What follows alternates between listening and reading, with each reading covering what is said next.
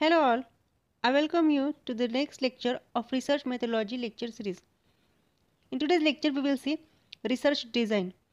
Now this will be the first lecture of research design as this is a broad area which needs to be covered in two lectures. In this today's lecture we will see basics of research design with respect to its meaning, what is needed for research design, what are characteristics that is features of good research design and some related concepts to this research design. So let us begin with the meaning and definition of research design. Now this research design, as stated in previous lecture of research process, it is a blueprint of research. It is a master plan. How will you collect your data? What method you are going to adapt to get conclusions or to get results of your research. So what is research design? As stated by William Zygmunt, research design is a master plan specifying the methods and procedures for data collection and analysis. How will you collect your data? What technique you will adapt? How will you analyze that data to get needed information? This is what research design is. ज्याप्रमाणे कुठलंही घर बांधण्यापूर्वी त्या घराचा एक master plan तयार असतो, घराचा नकाशा म्हणूयात. तिथे तुम्ही बेडरूमची दिशा कुठली असणार, हॉल कुठे असणार, किचन कुठे असणार, हे ज्याप्रमाणे सर्व त्या नकाशावर उतरवलेलं असते, तशीच रिसर्च डिझाईन ही आपल्या रिसर्चची तुम्ही कुठली प्रोसिजर वापरणार, तुम्ही डेटा कुठला वापरणार, डेटा कसा कलेक्ट करणार, मग कलेक्ट केलेला डेटा तुम्ही कुठली टेक्निक वापरून ॲनालाइज करणार, हे सर्व या रिसर्च डिझाईनमध्ये येते. So research design will give answers to nature and purpose of your study. Research design वाचल्यानंतरच कुठल्या एखाद्या अनोळखी व्यक्ती जरी असेल किंवा ज्याला त्या पर्टिक्युलर टॉपिकची माहिती नसेल त्यालाही समजून जाईल की why you are conducting that research, what is purpose of your research, how you are going to conduct that research, what will be the location of your data collection, what will be the location of your study, how much time you will require to come to conclusion of that study, what will be the nature, source of your data and how will you collect that data. तुमचा जो काही research data असेल, primary data असेल किंवा secondary data असेल, तुमचा research conduct करण्यासाठी तुम्हाला जो डेटा लागणार आहे तो तुम्ही कसा मिळवणार, कुठून मिळवणार, त्याचं स्वरूप काय असणार आहे, सॅम्पल डिझाईन काय असणार आहे, सॅम्पल डिझाईनचा कुठला प्रकार असणार आहे, मिळवलेला डेटा तुम्ही कसा ॲनालाइज करणार आणि एकदा रिसर्च ॲनालाइज झाल्यानंतर, रिझल्ट्स ॲनालाइज झाल्यानंतर तुम्ही तुमचा रिपोर्ट कशा प्रकारे तयार करणार, तुमचे रिझल्ट्स तुम्ही कसे मांडणार, हे सर्व येते या रिसर्च डिझाईनमध्ये. So research design give answers to all those questions. Now depending upon that, research design is divided into 4 categories such as sampling design, observational design, statistical design and operational design. हे आपण research डिझाईनचे प्रकार म्हणू शकतो. Sampling डिझाईनमध्ये काय येते, तर सॅम्पलिंग डिझाईनमध्ये तुमचा जो काही डेटा आहे, सिलेक्ट केलेले आयटम्स म्हणूयात और data we can say, how will you collect that data. So sampling design, it deals with the method of selecting items that are observed for selected research. कसं तुमचा डेटा तुम्ही collect करणार, कुठली method वापरणार, कुठली technique वापरणार, हे सर्व येते सॅम्पलिंग डिझाईनमध्ये. ऑब्झर्वेशनल डिझाईनमध्ये काय येते, तर it deals with the conditions under which observations are to be made. How will you observe that particular data, that comes under this observational design. In statistical design, it deals with all those techniques or procedures which you will use for analysis of that data. जो काही data collect केलेला आहे त्याचं तुम्ही कसं statistically ॲनालायसिस करणार ते येतं स्टॅटिस्टिकल डिझाईनमध्ये. And operational design, it includes all the techniques by which procedures to be specified in sampling, statistical and observational designs are carried out. हे जे काही 3 रिसर्च डिझाईन्स आहेत, सॅम्पलिंग डिझाईन, ऑब्झर्वेशनल डिझाईन्स आणि statistical designs, हे conduct करण्यासाठी ज्या काही procedure असतात त्या तुम्ही कशा कॅरी आउट करणार, त्यासाठी तुम्ही कुठली टेक्निक वापरणार, that comes under operational design. So let us see now why we need research design. का गरजेचे असते research design? So research design is essential because it facilitates the smooth sailing of any kind of research. Proper research design जर आपण तयार केली research conduct करण्याच्या पूर्वी, so it will save money, efforts and times. कारण घर एकदा बांधल्यानंतर त्यात बेडरूमची दिशाच बरोबर नाही, किंवा किचन याच दिशेला हवं नव्हतं, किंवा एंट्रन्सचीच दिशा चुकलेली आहे, किंवा कुठल्याही प्रकारचे जे काही त्रुटी आहेत ते जर परत करेक्शन करायचं म्हटलं तर वेळ वाया जाईल, पैसा वाया जाईल, आणि सर्वात महत्त्वाचं म्हणजे जे काही बांधण्यासाठी आपण एफर्ट्स घेतले तेही वाया जातील. पण घर बांधण्यापूर्वी जर त्याचा आपण व्यवस्थित नकाशा आखला, व्यवस्थित त्याचं निरीक्षण केलं, त्या फील्डमधल्या एक्सपर्ट्सला दाखवलं, त्यांच्याशी चर्चा केली, तर त्या त्रुटी आपल्याला सुरुवातीलाच कळतील, जेणेकरून आपण त्यात करेक्शन करू शकतो. तसंच आहे रिसर्चचं. रिसर्च डिझाईन जर प्रॉपर आपण तयार केली तर रिसर्चमध्ये येणाऱ्या त्रुटी आहेत किंवा अडथळे आहेत किंवा काय काय समस्या उद्भवू शकतात त्या आपण आधीच कमी करू शकतो किंवा त्यावर तोडगे काढू शकतो. or we can simply alter that particular research process or that particular step. That's why we need a research design. So it stands for advanced planning, for methods to be adopted for collecting relevant data and techniques to be used in their analysis, keeping in view the objective of research. आपण research का conduct करत आहोत, what is purpose of our research, हे दृष्टिकोनात ठेवून त्यासाठी आपण ज्या ज्या स्टेप्स वापरणार, मग ते डेटा कलेक्शनपासून डेटा ॲनालिसिस असेल किंवा रिपोर्ट रायटिंग असेल, जे काही त्यामध्ये स्टेप्स वापरणार ते सर्व येते रिसर्च डिझाईनमध्ये. So we need to carefully design that particular research design. Why? Because preparation of research design will affect overall outcome of your research. That's why we need to carefully design any research design.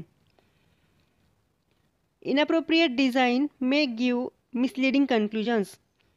Research डिझाईनमध्ये जर चुका असतील तर आपल्याला जे काही conclusions मिळणार आहेत, रिझल्ट्स मिळणार आहेत त्या रिसर्चमधून, तेही चुकण्याची शक्यता दाट आहे. That's why appropriate research design should be constructed in order to perform any kind of research. Thoughtlessness in designing research project may result in rendering that particular research ineffective, and as a result your results will not be validated. There will not be any reliability in your research. That's why that research design, it should be care with utmost thought. It should be discussed with experts in that field. अशा प्रकारे research design करायची जेणेकरून that researcher will be able to organize his ideas in order to avoid certain inadequacies or flaws in that particular research. And that is why research design should be discussed with experts. It should be discussed with any person who is having certain experience in that field, or you can simply carefully go through literature review. Review of literature is essential. If you have carefully read particular research that has been conducted in that particular field before you, you will be able to design good research design. So that can also be a source from where you can get ideas for constructing your research design. So research design should give proper direction to other executives or any kind of person who is interested in that particular kind of research. Now let us see some of the characteristics of research design. कुठल्या research डिझाईनला आपण म्हणणार की ही चांगली research design आहे? कुठल्याही research डिझाईनला म्हणणार का? तर मग काय असे वैशिष्ट्य आहेत जे एखाद्या डिझाईनला चांगली रिसर्च डिझाईन बनवते? So these are some of the characteristics or features of good research design. अशी कुठलीही रिसर्च डिझाईन ज्याच्यामध्ये कमीत कमी त्रुटी असतील, कमीत कमी बायस्ड असेल आणि त्याच्यामधला डेटा जो काय असेल मॅक्झिमम रिलायबिलिटी असेल, त्या कुठल्याही डिझाईनला आपण चांगली रिसर्च डिझाईन म्हणू शकतो. So a good research design should have minimal experimental errors and it should give a maximum reliability. Its results should be validated. and it should be having certain characteristics such as it should be objective, it should have reliability, results should be validated, particular research design should be generalized, it should have a simplicity, research design should be economical, cost effective असली पाहिजे research design, it should have been a practicable असली पाहिजे, that is it should have workability, it should be flexible, and there should be accuracy. So these are some of the characteristics of research design. You might be asked for what are the different characteristics of research design. So these are some of the characteristics of any kind of good research design. Let us see characters one by one. So let us begin with objectivity. Objectivity means whatever results you have obtained or you will be obtaining through that particular research, those should be free from any kind of biasness. Those should be based upon certain facts. जेणेकरून काय होईल, दुसऱ्या कुठल्या एखाद्या रिसर्चरनी तीच particular research design वापरली आणि experiment जर रेप्लिकेट केला, परत तोच एक्सपेरिमेंट त्याच्या लॅबोरेटरीमध्ये कॅरी आउट केला, तर त्याला सारखेच रिझल्ट्स मिळतील. त्यामुळे तुमची research design should have objectivity. Now what is reliability means? Reliability means it should have a consistency throughout series of measurements. We can also say that whatever results researcher 1 has obtained using that particular research design, those or similar kind of results should be obtained by researcher 2 who has used research design of researcher 1. So that will make that particular kind of research design reliable. What is validity? Validity means any kind of research design should get or should achieve goal for which it has been designed. आता कुठल्याही डिव्हाइसला किंवा इन्स्ट्रुमेंटला आपण केव्हा valid आहे म्हणणार, जेव्हा त्याने जे काही मोजणे एक्सपेक्टेड आहे तेच मोजलं तर त्याला आपण म्हणणार की ते पर्टिक्युलर इन्स्ट्रुमेंट व्हॅलिड आहे. तशाच प्रकारे आपण रिसर्च डिझाईन का कन्स्ट्रक्ट करतो, जेणेकरून आपण जो काही रिसर्च कंडक्ट केलेला आहे, काहीतरी गोल डोळ्यासमोर ठेवून डिझाईन केलं होतं ना, तर तो गोल रिसर्च डिझाईन तुम्हाला मिळवून देईल. अशा डिझाईनला म्हणणार व्हॅलिड आहे research design. What is generalizability? Generalizability म्हणजे suppose you are conducting a research on production of certain enzymes. Now for that you have used, let us say, 10 gram of we can say substrate. You have obtained certain results using a research design. You have performed experiment, you have got certain results. Now those results or those conditions of your research or same kind of research design should be applicable if you are repeating same experiment with, let us say, 100 kilograms of that substrate. Quantity जरी वाढवली किंवा आपण दुसरीकडे कुठे तो repeat केला, तुमचा जो काही सेटअप होता त्यासाठी तुम्ही जी रिसर्च डिझाईन वापरली, तीच रिसर्च डिझाईन तुम्ही आता इंडस्ट्रियल लेवलवर तोच प्रोडक्ट तयार करू शकलात वापरून, तर त्याला म्हणू शकतो की that research design is generalizable. In short, generalizability means how best the data collected from samples can be utilized for drawing certain generalizations to a large group from which sample is drawn. Next character or the next feature is simplicity. Research design should be simple and understandable. It should not be complicated. So that is what another characteristic of any kind of good research design. Another important characteristic or feature is it should be economical. Your research design should be cost effective. It should minimize the expenditure and it should be less time consuming. Next characteristics is workability. Now research design you have planned for conduction of your research should be practicable and it should be flexible.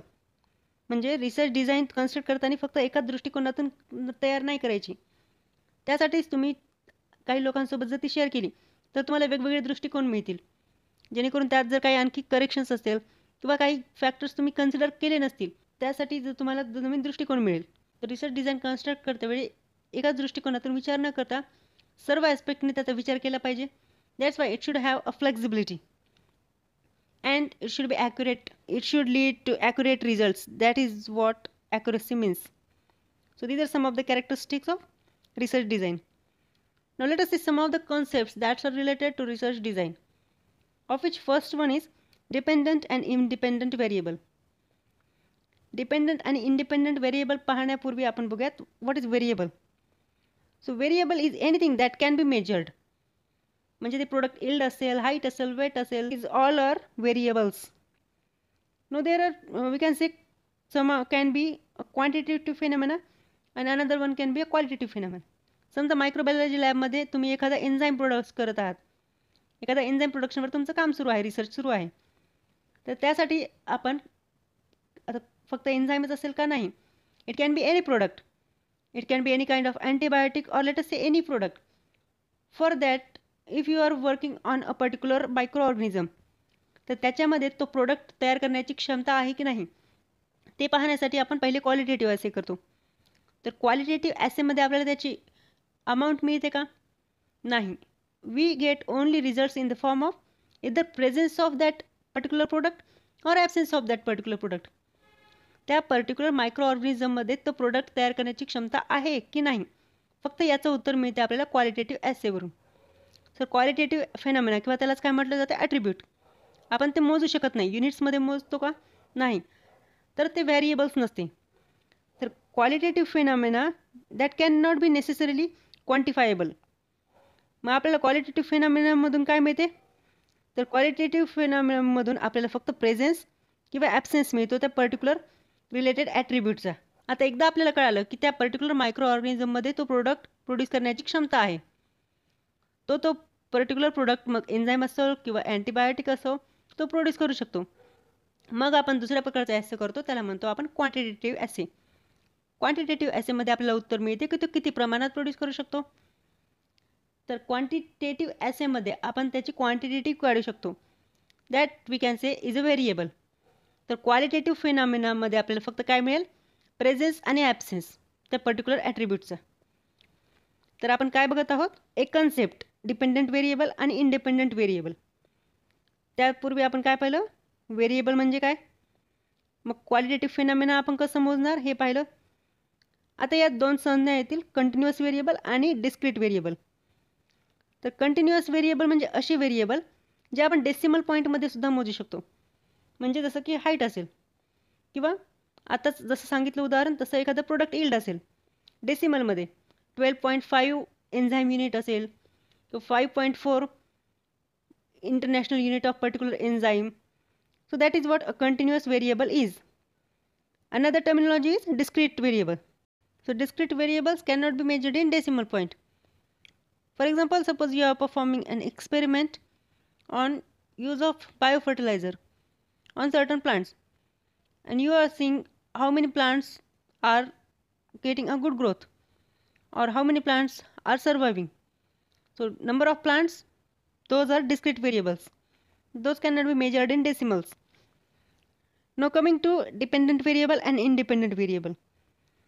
So dependent variables, we can say they are also known as endogenous variables, and dependent variables are variables which when change in one variable depend upon change in other variable. म्हणजे समजा आपलं जे उदाहरण होतं enzyme प्रोडक्शनचं, तर enzyme प्रोडक्शनमध्ये आपण effect of समजा incubation temperature त्याचं स्टडी करत आहोत. तर एन्झाईम यील्ड हे काय झालं, तर डिपेंडंट व्हेरिएबल झालं. It is dependent on what? Incubation temperature. Incubation temperature काय झालं? इंडिपेंडंट व्हेरिएबल झालं किंवा एक्सप्लेनेटरी किंवा एक्सोजिनस व्हेरिएबल झालं. डिपेंडंट व्हेरिएबल म्हणजे काय? असं व्हेरिएबल जे दुसऱ्या कशावर तरी डिपेंड आहे. So that is what dependent variable. and a variable that cause change in the dependent variable. Independent variable म्हणजे काय? डिपेंडंट व्हेरिएबलमध्ये चेंज घडवून आणू शकणारा व्हेरिएबल म्हणजे independent variable. Dependent variable is effect. हे काय असतो? इफेक्ट असतो. तर इंडिपेंडंट व्हेरिएबल कॉज असतो. म्हणजे इंडिपेंडंट व्हेरिएबल हे डिपेंडंट व्हेरिएबलमध्ये परिणाम घडवून आणणारा घटक असतो. So enzyme unit late us say is or enzyme yield is a dependent variable, and incubation temperature, pH, time, or let us say microorganismचं concentration किंवा सबस्ट्रेट कॉन्सन्ट्रेशन असेल, हे सर्व काय आहेत? इंडिपेंडंट व्हेरिएबल आहेत. ते कॉज आहेत. तर डिपेंडंट व्हेरिएबल हा इफेक्ट आहे. Now another concept which is related to research design is extraneous variable. What is extraneous variable? Independent variable which are not directly related to purpose of study but affect the dependent variable. त्यांना म्हणतात एक्स्ट्रेनियस variable. जसं पूर्वीच्या उदाहरणात सांगितलं, समजा protease हा enzyme आहे. तर प्रोटीएज एन्झाईम काय झालं? हा डिपेंडंट व्हेरिएबल आहे. कशावर डिपेंड आहे? लेट अस से पीएच. मीडियाचा कुठला पीएच आहे किंवा टेम्परेचर, काय टेम्परेचर आहे याच्यावर डिपेंडंट आहे तो. तर प्रोटीएज एन्झाईमचे जे काय यील्ड असेल, that is yield of enzyme, that yield is dependent variable, and all these factors they are independent variables. So they are independent variables आणि हे काय झालं? Dependent variable. तर एक्स्ट्रेनियस व्हेरिएबल म्हणजे काय? आता आपण कशावर आपला रिसर्च सुरू आहे? या प्रोटीएज एन्झाईमच्या यील्डवर. प्रोटीएज एन्झाईम आपण समजा हा एक्स मायक्रो ऑर्गॅनिझम वापरतोय आणि हा वाय हा सबस्ट्रेट वापरून हा प्रोटीएज एन्झाईम तयार करत आहोत लॅबोरेटरीमध्ये. त्यासाठी आपण हे जे काय आहेत फॅक्टर्स व्हेरिएबल केलेत. हे व्हॅरी केलेले फॅक्टर आहेत इंडिपेंडंट व्हेरिएबल. आपलं एन्झाईम यील्ड आहे डिपेंडंट व्हेरिएबल आणि हे काय आहे? मायक्रो ऑर्गॅनिझम आहे आणि हा आहे आपला सबस्ट्रेट. तर आपली एन्झाईम यील्ड हे फॅक्टरच फक्त इफेक्ट करत आहेत का? तर नाही. याच्या व्यतिरिक्त समजा आज मी या सबस्ट्रेट कॉन्सन्ट्रेशन 5 ग्राम घेतली आणि मला काहीतरी पर्टिक्युलर एक एन्झाईम यील्ड मिळाली, लेट अस से 10 इंटरनॅशनल युनिट इतकी एन्झाईम यील्ड मिळाली. आता मी परत, आपल्याला माहीत आहे आपण जे काही एक्सपेरिमेंट करतो ते ट्रिप्लिकेटमध्ये केले पाहिजे, 3 सेटमध्ये केले पाहिजे. आता मी हाच एक्सपेरिमेंट परत रिपीट केला आणि आता माझ्याकडे चुकून 5 ग्राम सबस्ट्रेटच्या ऐवजी चुकून 4 ग्रामच घेण्यात आला सबस्ट्रेट. तर एन्झाईम यील्ड निश्चितच आपल्याला कमी मिळणार, कारण बाकीचे हे जे काही फॅक्टर्स होते ते मी कॉन्स्टंट ठेवले. मायक्रो ऑर्गॅनिझमचं जे काय कॉन्सन्ट्रेशन होतं म्हणजे इनॉक्युलम कॉन्सन्ट्रेशन तेही मी कॉन्स्टंट ठेवलं. हे फॅक्टरसुद्धा मी कॉन्स्टंट ठेवले. फक्त माझ्याकडून काय झालं? सबस्ट्रेट कॉन्सन्ट्रेशन घेण्यामध्ये चूक झाली. 5 ग्रामच्या ऐवजी मी 4 ग्राम घेतलं. त्यामुळे काय झालं? हे जे काय पहिल्या दिवशी 10 एन्झाईम युनिट मिळाले होते इंटरनॅशनल युनिट, त्यामध्ये आता बदल होईल आणि मला कमी इंटरनॅशनल युनिट, कमी एन्झाईम यील्ड मिळेल. तर इथे हा जो सबस्ट्रेट कॉन्सन्ट्रेशन फॅक्टर होता, सबस्ट्रेटची क्वांटिटी, तो आपण ग्राह्य धरत होतो का एक्सपेरिमेंटमध्ये? नाही. आपण काय व्हॅरी करत होतो? आपल्या रिसर्चमध्ये फक्त हे फॅक्टर्स होते. हे जो काही आलेला आहे फॅक्टर, जो आपल्या रिसर्च स्टडीमध्ये नव्हता, पण त्याने आता काय केलं? आपला हा रिसर्च जो काही प्रोडक्ट होता, रिसर्चचा एरिया ऑफ इंटरेस्ट होता, फोकस होता आपला, काय होता? Enzyme yield. तो त्याने काय केला? इफेक्ट केला. So this has affected our enzyme yield. जो आपल्या स्टडीचा भाग नव्हता, पण त्यावर आपला हा जो डिपेंडंट व्हेरिएबल आहे तो डिपेंड होता. That is what called as extraneous variable. So this extraneous variable is not directly related to our research purpose of study, but it has affected our dependent variable. That is what extraneous variable is. And extraneous variable leads to experimental error. त्याला म्हणतात experimental error. तर कुठलीही research चांगली कधी म्हणता येईल? ज्यामध्ये कमीत कमी एक्सपेरिमेंटल एरर असतील. आणि हे केव्हा शक्य आहे? हे तेव्हाच शक्य आहे जेव्हा आपलं एक्स्ट्रेनियस व्हेरिएबलवर कंट्रोल असेल. So in designing of any kind of research designing, a researcher should have control over its extraneous variable. आणि त्याचमुळे रिसर्च डिझाईन तयार करते वेळेस वेगवेगळ्या ॲस्पेक्टनी विचार करणं गरजेचं आहे. यामधले कुठले एक्स्ट्रेनियस व्हेरिएबल आहेत का? असे कुठले फॅक्टर्स आहेत का जेणेकरून आपल्या रिसर्चवर इफेक्ट करेल? हे सर्व रिसर्च डिझाईन तयार करते वेळेस रिसर्चरने बघणं गरजेचं आहे. Hope you have understood extraneous variable. Now let us say control. What is control? It is most important feature of any good research design and it is essential to minimize the effect of extraneous variable. एक्सटर्नियस व्हेरिएबलचा effect कमी करण्यासाठी control असणं गरजेचं आहे. So what is control? Technically, we can say control is used when a researcher designs the study in such a manner that it minimizes the effects of extraneous variable. Research मध्ये जे काय आपण control वापरलं, what does it indicate? It indicates the limitations used in experimental conditions. That is what control means. Now, confounded relationship. When dependent variable is not free from influence of extraneous variable, the relationship between dependent and independent variable is said to be confounded by extraneous variable. जेव्हा एखाद्या रिसर्चमध्ये जे काही एक्सटर्नियस variable होता जो control नाही केला गेला, त्या डिपेंडंट आणि इंडिपेंडंट व्हेरिएबलच्या रिलेशनला म्हणतात it has been confounded by extraneous variable. The confounded variable, it is a research in which that extraneous variable is affecting your research results. Now let us say research hypothesis. As stated in previous lectures, it is a prediction, or we can say assumption, which we will analyze scientifically. ते बरोबर आहे की नाही हे scientifically check करणं म्हणजे research hypothesis आहे. It is a predictive statement which relates to dependent variable and an independent variable. That is what a research hypothesis is.